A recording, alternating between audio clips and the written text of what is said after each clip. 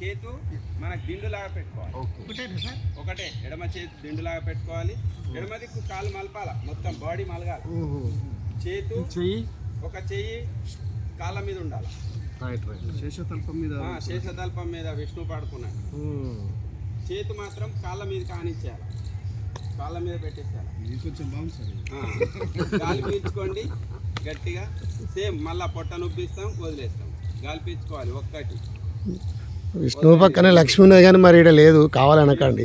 3 వదులుతూ 4 పీలుస్తూ 5 వదులుతూ 6. ఇప్పుడు opposite direction, same position opposite కుడివైపు. మంచిగా దిండులాగా పెట్టుకోండి చేతిని. ఇప్పుడు గాలి పీలుస్తూ ఒకటి, వదులుతూ 2, పీలుస్తూ 3, వదులుతూ 4, పీలుస్తూ 5, వదులుతూ 6. సమస్థితికి వచ్చేసేయండి. అందరం కూడా లేచి కూర్చొని మన ఎంతసేపు చేస్తాం.